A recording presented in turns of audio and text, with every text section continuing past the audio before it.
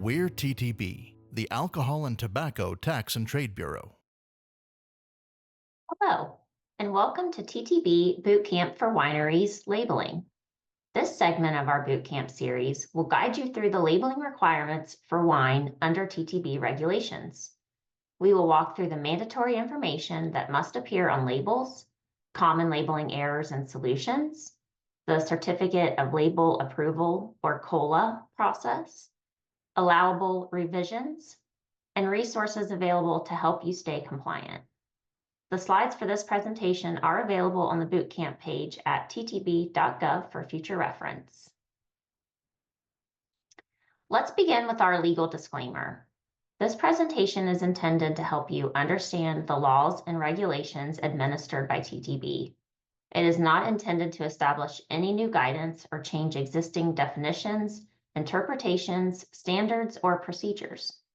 Regulations and policies may change over time, so always refer to the most current laws and regulations to ensure compliance.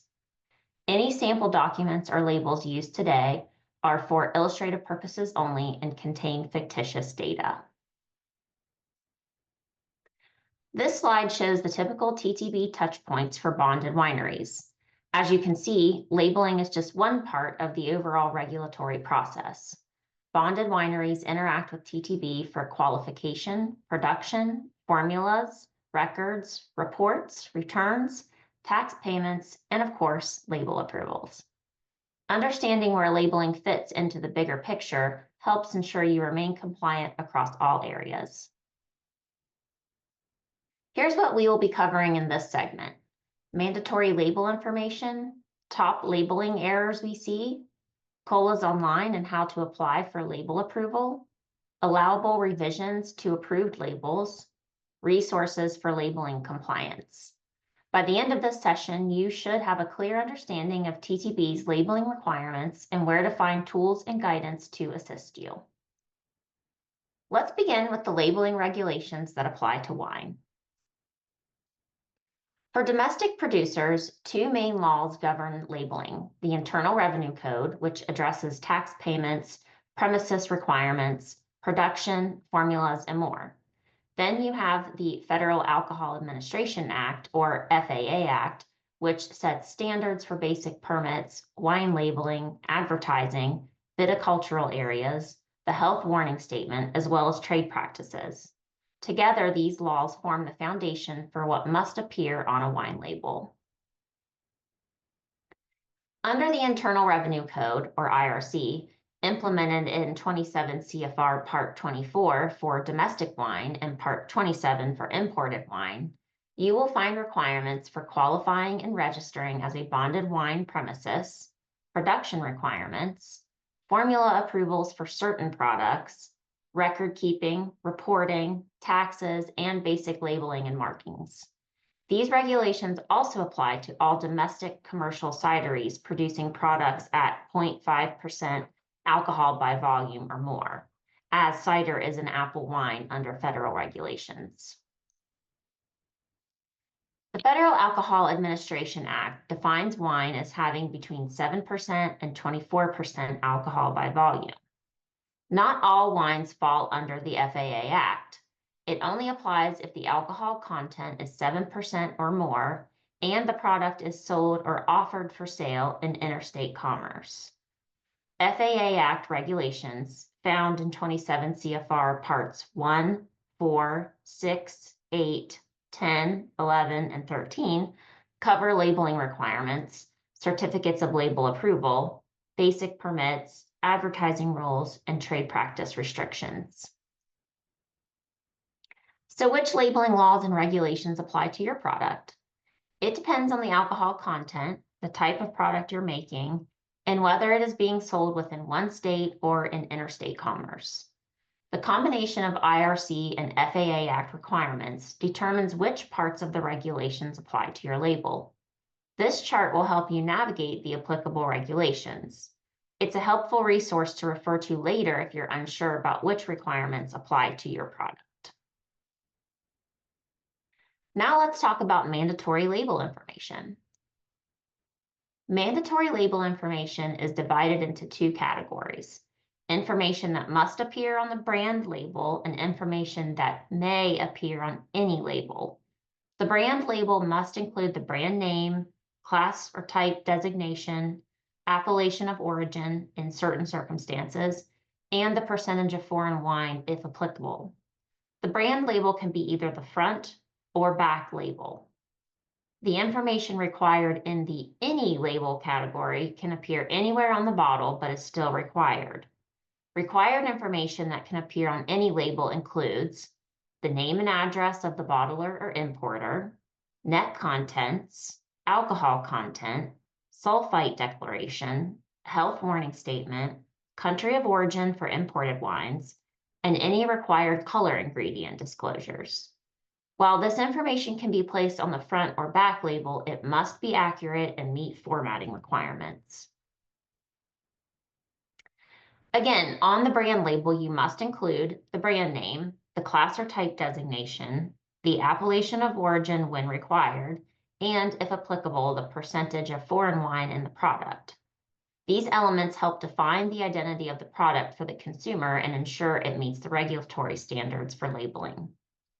The brand name is the name under which your wine is marketed. It must appear on the brand label and may not create a misleading impression. For example, you can't use a health claim in the brand name or a fruit name when it is a grape wine. The class type designation alone cannot be used as the brand name. If no other brand name appears on the label, the name of the bottler, packer, or importer will be treated as the brand name. The class type designation describes the wine based on defined standards of identity in 27 CFR 4.21. To use a particular class or type on your label, the wine must meet the regulatory standards for that class and type. There are 8 general classes of wine. Most classes are subdivided into more specific types of wine, such as Merlot or table wine. Generally, the class type designation may be used to meet the mandatory label requirement. For example, if you are making a wine made from Merlot grapes, the class would be grape wine. You could label it as a red wine, Merlot, or table wine, which I'll explain shortly. Note, if you do label it as red wine, it must include the word wine. The word red on its own is not a sufficient type designation. Some other examples of classes and various types within those classes are listed here as well. Wines that do not meet the definition of any of the standards of identity are considered wine specialty products and are subject to different class type labeling requirements. If your wine is a specialty product, such as one with added flavors, colors, or spices, it must include a truthful and adequate statement of composition on the brand label. For example, a plum wine with pumpkin pie spice would be a wine specialty product. Specialty wines require formula approval before you apply for a COLA. It is important to note that the requirement to obtain formula approval is independent from the requirement to obtain label approval. So you may need formula approval even if you don't need a COLA. This is often the case with ciders, which are frequently under 7% alcohol by volume and do not need a COLA. Be sure to use our formula tool on ttb.gov to see if a formula is required for your product. An appellation of origin designates where the fruit or agricultural products used to make the wine were grown. For domestic wine, this could be American, a state or county name, or an approved American viticultural area, or AVA. For imported wine, it could be a foreign country, state, county, or similar political subdivision, or a viticultural area. An appellation of origin is mandatory in certain cases, such as when the label lists a grape varietal, vintage date, semi-generic designation, if grandfathered, or the term estate bottled. When required, it must appear on the brand label. An American viticultural area, or AVA, is a specific type of appellation for grape wines. It defines a grape growing region with unique features and boundaries set in 27 CFR Part 9. Wines using an AVA must be fully finished in the same state as the AVA, with some exceptions for cellar treatments and blending. It is important to know that within an AVA, there may be one or more sub-AVAs. You can list both the sub-AVA and the larger AVA on the label if the sub-AVA is fully contained within the larger AVA and at least 85% of the wine is from grapes grown in the overlapping area. There is an entire segment of this bootcamp series dedicated to AVAs that can also be found on our bootcamp page on ttb.gov. If you blend American and foreign wine and make any reference to the presence of foreign wine on the label, you must include a statement of the percentage and origin of the foreign wine. For example, 30% grape wine from Italy. The name and address statement must include the name or approved trade name and the city and state of the bottler or importer as shown on the basic permit. Acceptable formats include bottled by, packed by, or imported by. No additional words are allowed within the statement except for certain authorized optional phrases. See 27 CFR 4.35 for authorized optional phrases. This slide provides examples of how to use the phrases we covered on the previous slide. Again, this presentation is available on our bootcamp page on ttb.gov, so you can reference this chart in the future. Net contents must be shown in metric units using ml for less than a liter and L for 1 liter or more. The net contents may appear on any label or be etched or blown into the container. You do not need a new COLA to change net contents if the container size is an authorized standard of fill. We are going to cover the authorized standards of fill on the next slide. This slide lists the authorized metric standards of fill for wine. Wine in containers of 4 liters or more must be in even liter sizes. Containers of 18 liters or more are exempt from general standards of fill. Highlighted sizes are the new authorized sizes added in January 2025. Please be aware that the tolerances in fill of net contents shall indicate exactly the volume of wine within the container. Some exceptions apply. See 27 CFR 4.37.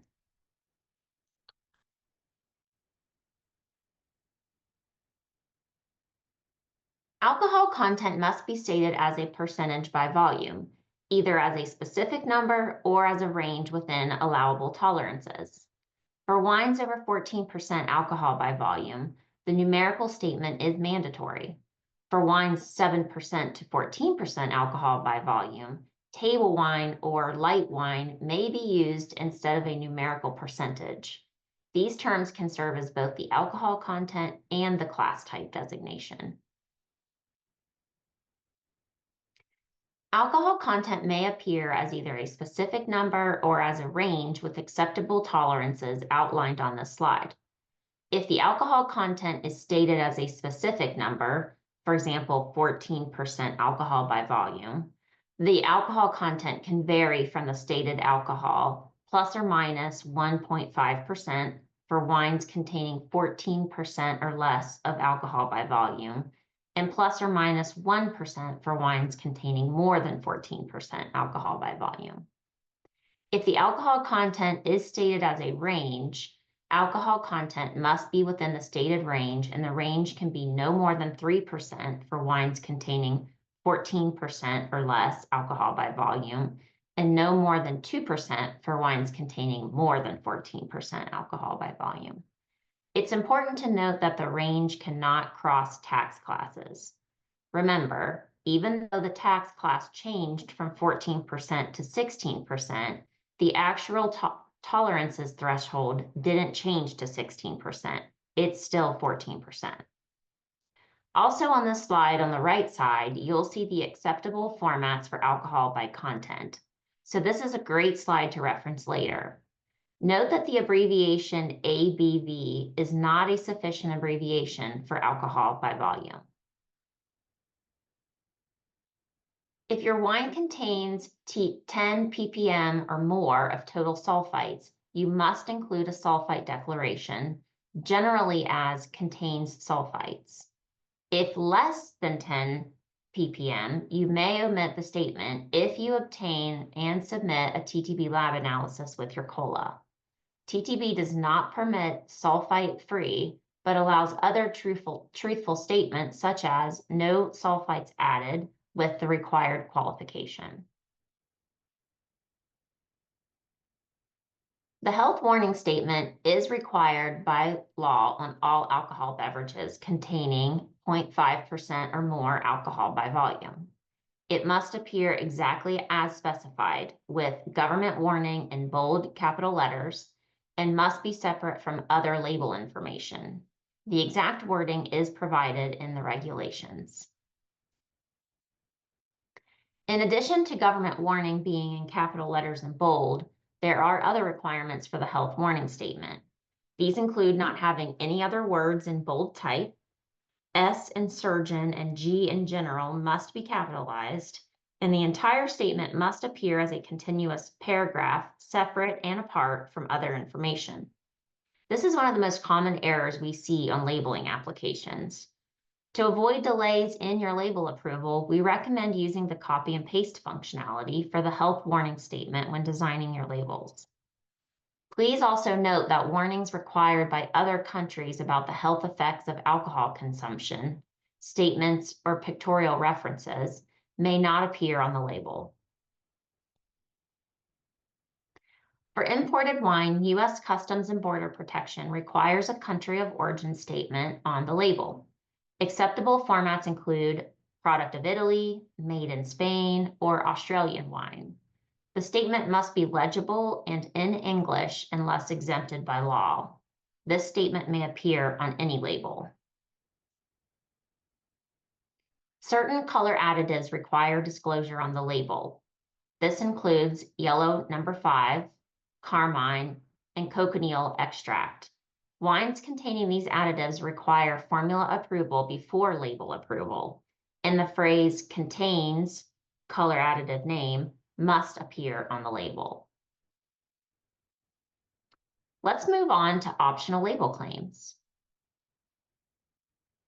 Optional label claims are not required, but when used, they must meet specific requirements in the regulations. Examples include varietal designations, vintage dates, appellations of origin, which can be mandatory in some cases, the term estate bottled, produced or made by statements, vineyard or farm names, organic labeling, gluten content labeling, and nutrition or alcohol facts. If you choose to use these claims, be sure you understand the applicable rules and can substantiate them. These optional label claims can appear on either the front or back label. Varietal labeling allows you to identify the grape variety or varieties used to make the wine. The names of one or more grape varieties may be used as the type designation of a grape wine only if the wine is also labeled with an appellation of origin that appears in direct conjunction with the variety or varieties on the brand label. If one variety is listed, at least 75% of the wine must come from that variety. However, if you are using strongly flavored grapes, such as Vitis labrusca, different requirements apply, which you can find at 27 CFR 4.23. This is very infrequent. In almost all cases, the 75% rule applies. If more than one variety is listed as the class type on the brand label, all of the grapes used to make the wine must be of the labeled varieties, and the percentage of each must be shown. If they are shown on the back label without percentages, the varieties must be listed in order of predominance.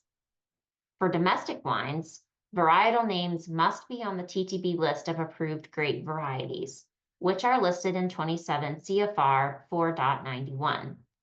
And administratively approved grape varieties can be found on ttb.gov. Also be aware that some states, counties, or AVAs may have stricter requirements for varietal labeling.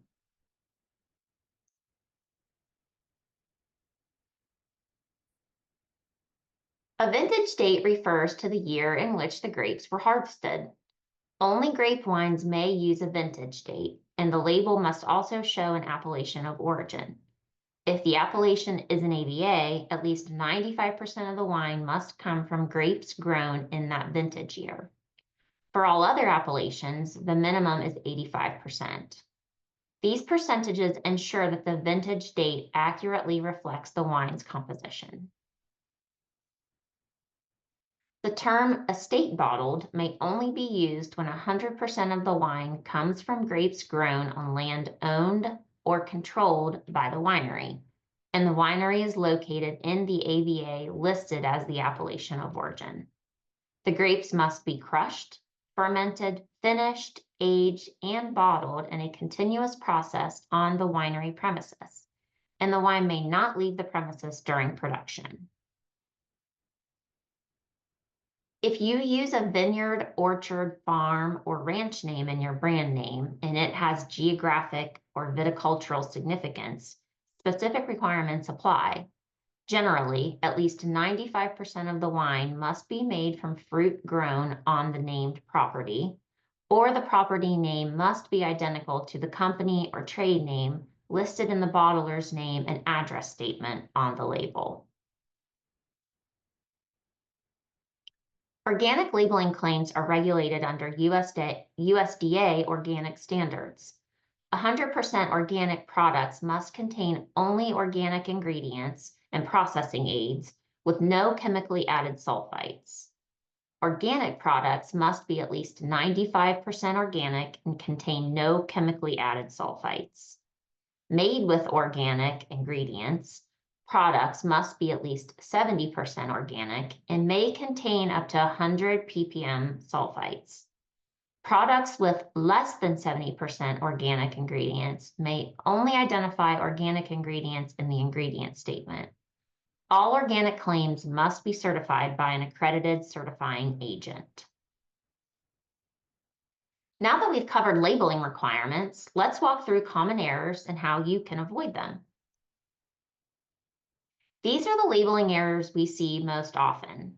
Common problems include missing a required appellation on the brand label, leaving off the class or type designation, misleading geographical references, listing varietal or vintage without the required appellation, or errors in the government warning statement formatting. Other frequent errors include inconsistencies between the formula and the label, incorrect or unapproved company or DBA names in the bottler importer statement, alcohol content statements in the wrong format, class type conflicts, and varietals shown on the label that were not included in the application. These mistakes can cause delays or rejections in the COLA process. Now let's move on and talk about COLAs.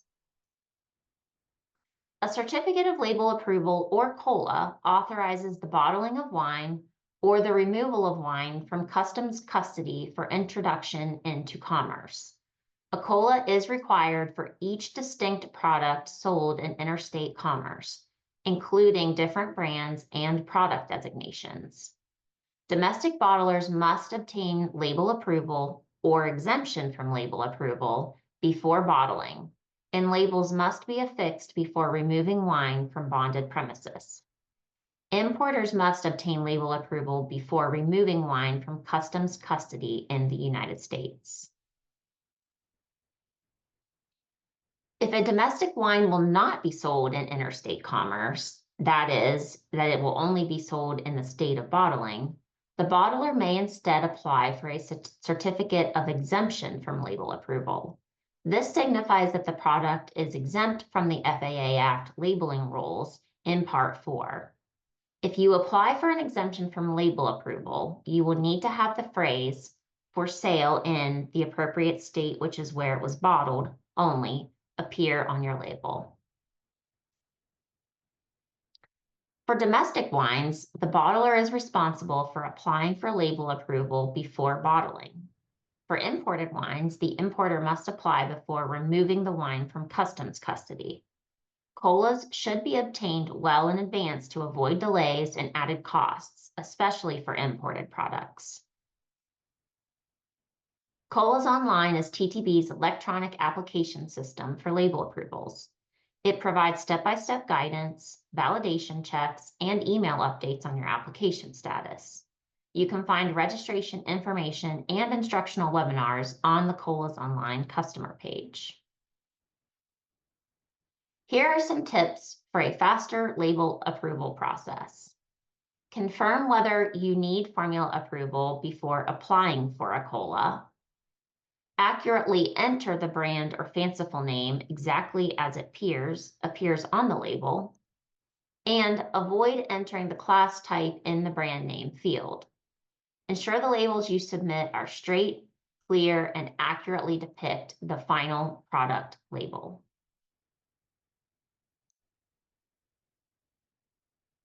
If TTB proposes changes to your application to match your submitted label, your application will be marked conditionally approved. You must review these changes and either accept them for immediate approval or decline and make your own corrections.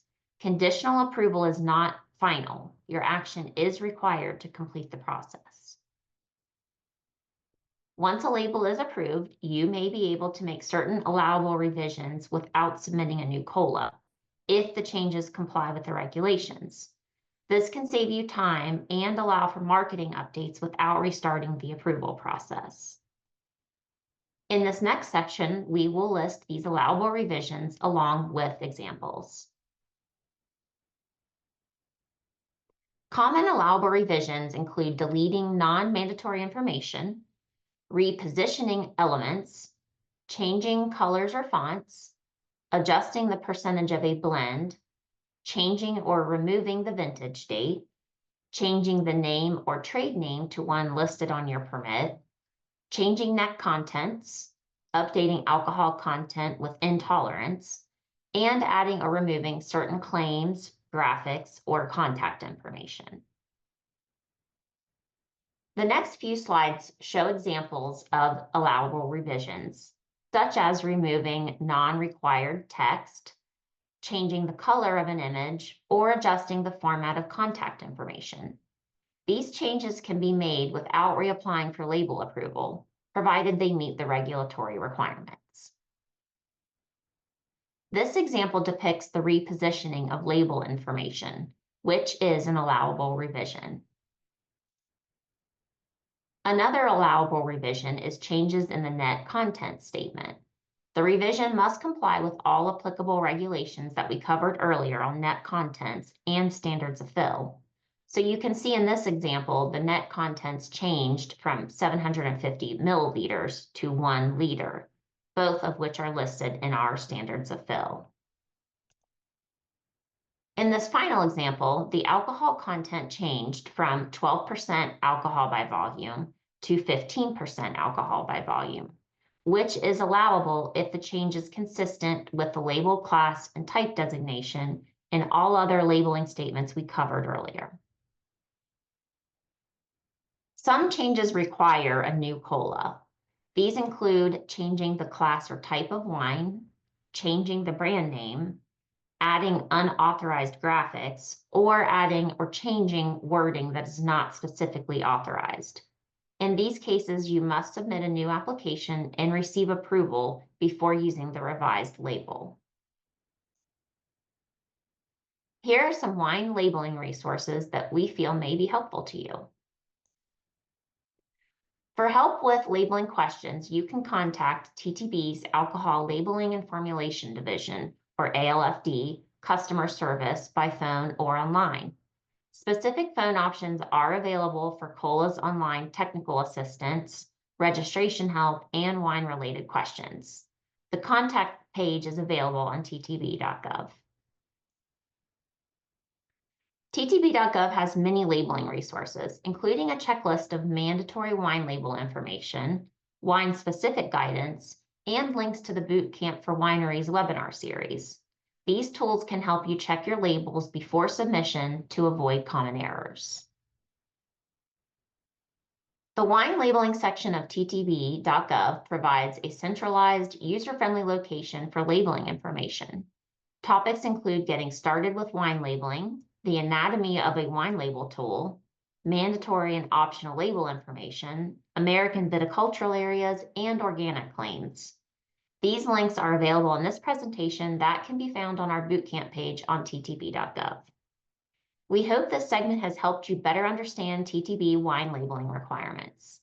To stay informed of labeling updates and other TTB news, we encourage you to subscribe to the TTB newsletter by visiting ttb.gov. Thank you for watching, and please explore the other Bootcamp for Wineries segments on our website.